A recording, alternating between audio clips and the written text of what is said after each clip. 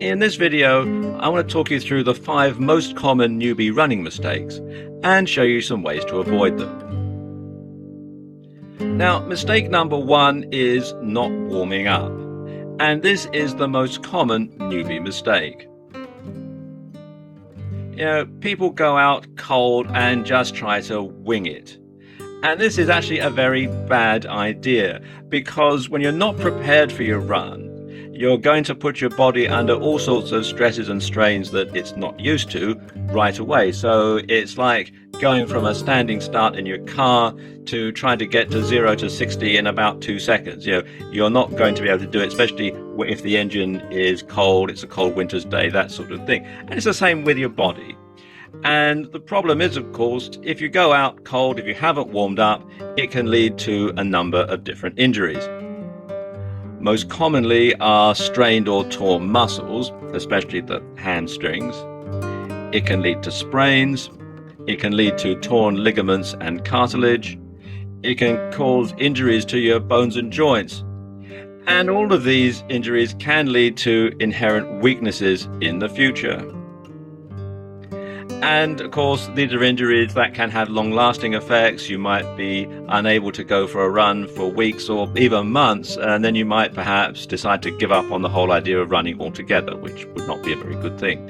And you can avoid all these injuries by establishing a warm-up routine. Now, this routine should be a dynamic routine rather than a static one. And there's a couple of really good websites that you can look at to see some dynamic warm-up exercises. The first one is here on menshealth.com, and you can see they've got this 5-minute warm-up that makes you run faster, and this gives you a lot of good information here. They also have some other warm-up routines on this site as well, so you might want to just simply do a search on the website. But to come to this particular one, it's menshealth.com/fitness/best-pre-race-warm-up. The other one is on runnersworld.com, and this has got a number of different warm-up exercises.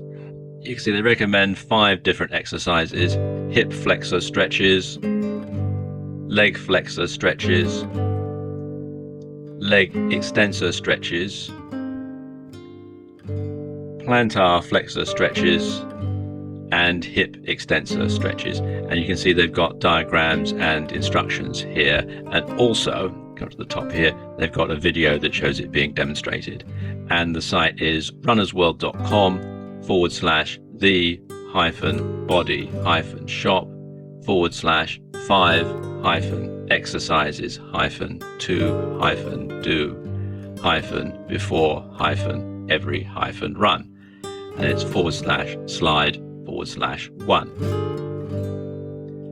Okay, mistake number 2 is not cooling down after a run. And just like not warming up, this is a very common newbie mistake. Now, during a run, your body directs nearly all of its available resources towards getting you to where you need to go. And your body's adaptive mechanisms and hormones send oxygen-rich blood cells to fuel your muscles and to clear away metabolic byproducts that threaten to flood the whole system. So when your run is over, you need to return your body to a more restful state, as well as preparing your body for the next run. And if you go from all-out exertion to being completely sedentary, well, your body isn't going to know what to do. You'll be tired, you'll be fatigued, you'll be cramped, you'll be sweaty, you'll be out of breath, the list just goes on and on. And psychologically, you'll also find it difficult to motivate yourself next time for your next run, because the memory of what happened after the last one is going to be unpleasant. So you need to wind down just like you need to warm up. Think of it like exiting the freeway in your car. You'll slow down as you come off the main road. You won't just simply keep going at highway speed and then throw on the brakes when you get to the traffic light. If you do, well, you're likely to cause a rather nasty accident. So your cool down routine after a short, moderate run should be something like this. If you're going for a long run, if you're running in a marathon, then the cool down routine is going to be slightly different. Now you start off by 3 to 5 minutes of brisk and then gentle walking. Then you have 5 to 10 minutes of total body stretching. The UK's National Health Service has this website here, which has some very good exercises for doing after a run. I just scroll down, you can see they've got instructions and photographs to show you exactly what to do. And you can find out more at www.nhs.uk/livewell with a capital L /C25K/pages with a capital P /how-to-stretch-after-a-run.aspx. And then after you've done all that, you want to take a shower.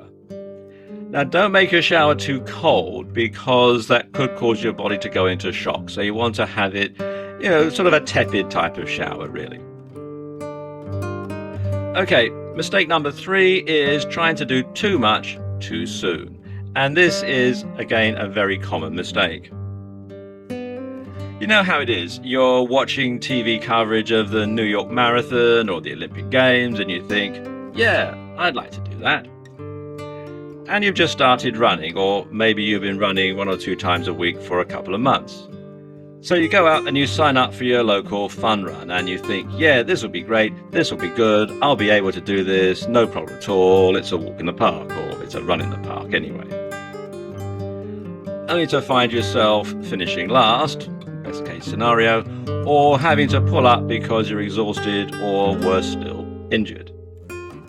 Not only can this cause lasting physical damage, but it can also badly dent your confidence and make you not want to go out and repeat the experience again.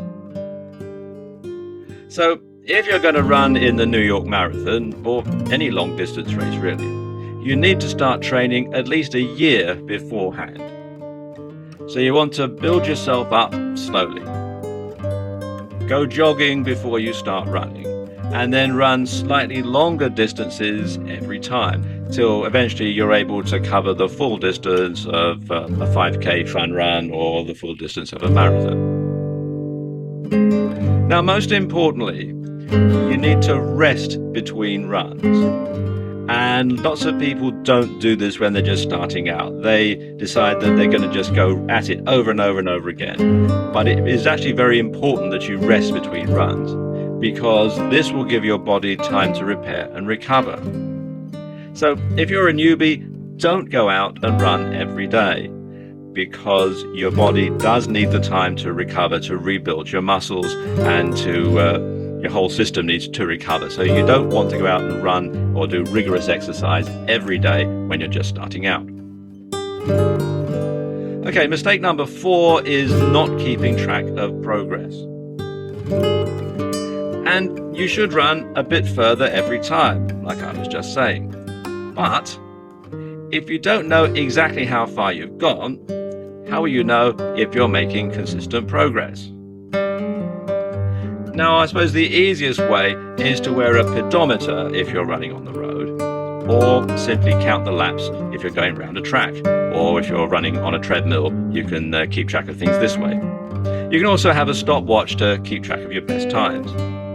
And you can pick one up on eBay quite cheaply. You can just get a regular old stopwatch, or you can get stopwatches with pedometers built in and all sorts of other good stuff. And of course, you should write it all down. Just a simple pen and paper, a pocket notebook or a diary is sufficient. Or you can get an app for your smartphone. Okay, mistake number 5 is not sticking with it. Now, staying motivated can be a problem, especially in the winter when it's too cold to go out running and getting to the gym is a hassle. So you need to keep your goals in mind. you need to remember why you wanted to take up running in the first place. Was it to get fit? Was it to lose weight? Why did you want to take up running in the first place? Keep that in your mind. And as you monitor your progress and you monitor your goals, you can see how close you are to achieving them. And when you reach them, set new goals. There's always a new horizon to run towards.